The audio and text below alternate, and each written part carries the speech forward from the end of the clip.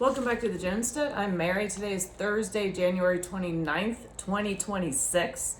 And the Potomac Riverkeeper reported on Wednesday, January 21st, that raw sewage has been pouring into the Potomac River. On Monday, January 19th, 2026, a 6-foot sewer line failed.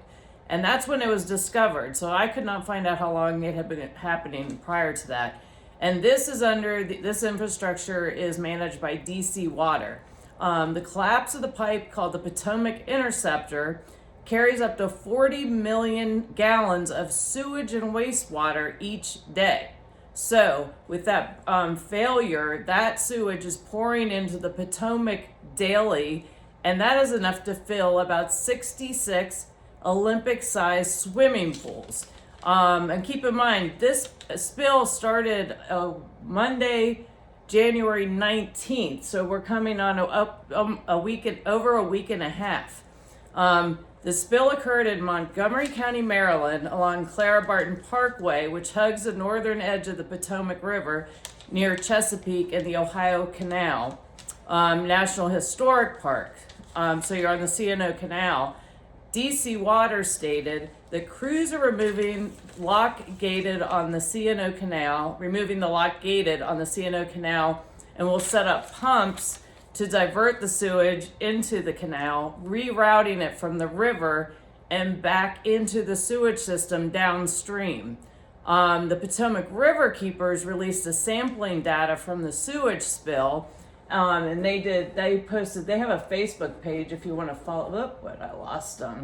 If you want to follow them. But they had sampling data from the Potomac River near Cabin John at lock number 10. And that tested came back 11,900 times higher than the recreational limit. A spokesperson for DC Water said the drinking water is safe, and went on to talk about how specifically the drinking water, where their aquifer intake is not in that direct line, and so it's not impacted.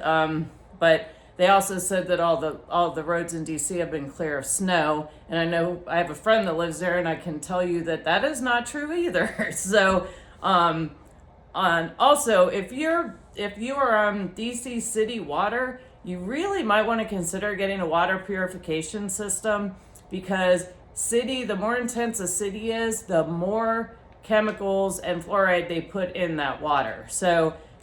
But I would definitely be on the safe side, because this is raw sewage that has been pouring into the Potomac. They're diverting it into the C&O. But then again, that's a very big recreational area too. And so people need to be very careful about being around there.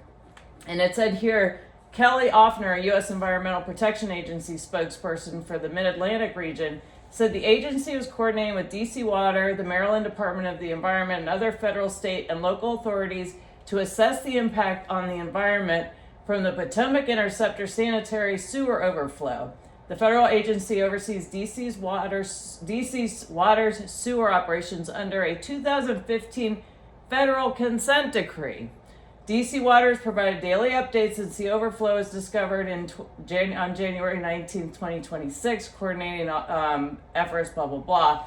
And it said an EPA survey of wastewater infrastructure needs from the 2022 estimated that the District of Columbia needs roughly $1.33 billion to replace or rehabilitate structurally deteriorating sanitary or combined sewers within the next 20 years. And this is where it goes back to priorities and where your tax money is going.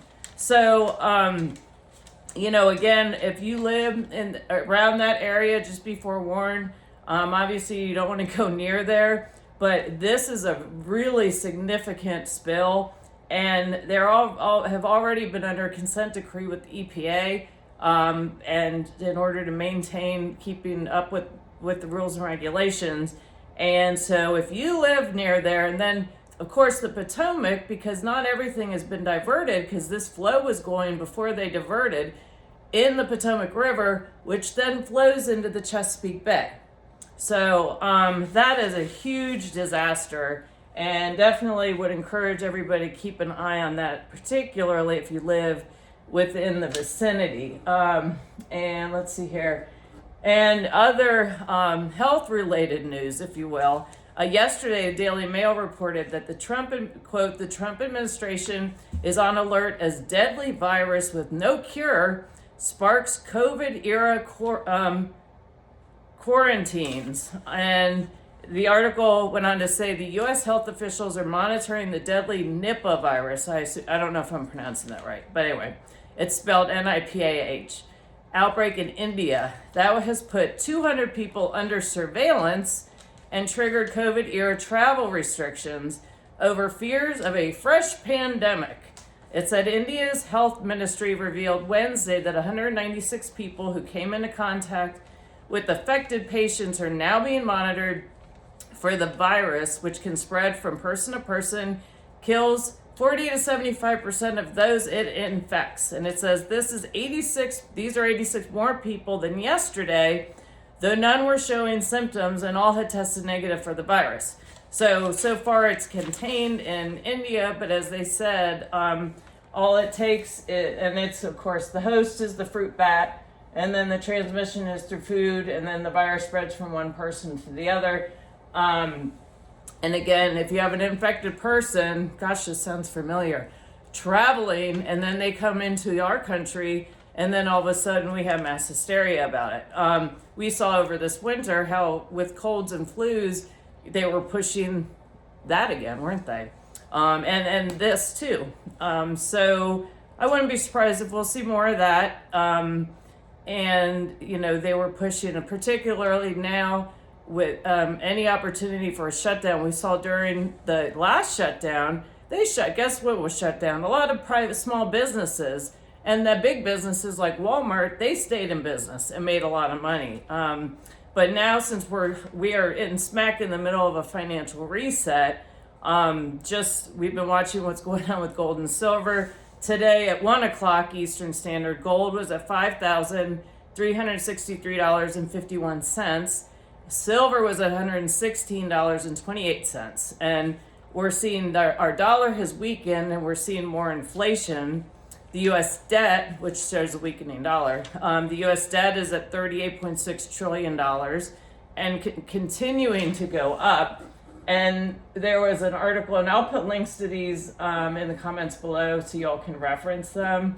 And Peter Schiff was on Fox Business, and he warned the coming financial crisis will make 2008 look like a Sunday school picnic.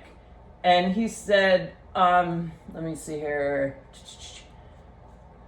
He said gold and silver are warning about a bigger crisis that's going to hit either later this year or maybe next year. We're headed for a U.S. dollar crisis and a sovereign debt crisis, Schiff said Tuesday afternoon. Central banks are buying gold to back up their currencies. They're getting rid of dollars. They're getting rid of treasuries, he continued.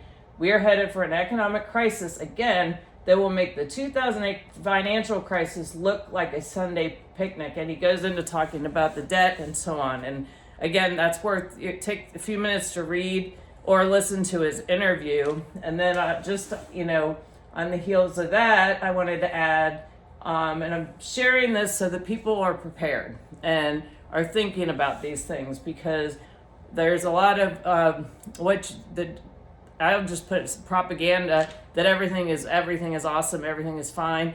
But it's very important to be prepared. Like if an unexpected sewage spill, how do you handle that? Do you have extra water on hand? Do you have water purification ability?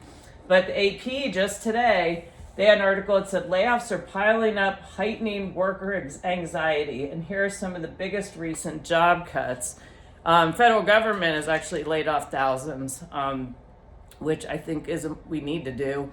We need to grow businesses and not have so many people, not have such a big government employee percentage. Dow Chemical cut 4,500 jobs today.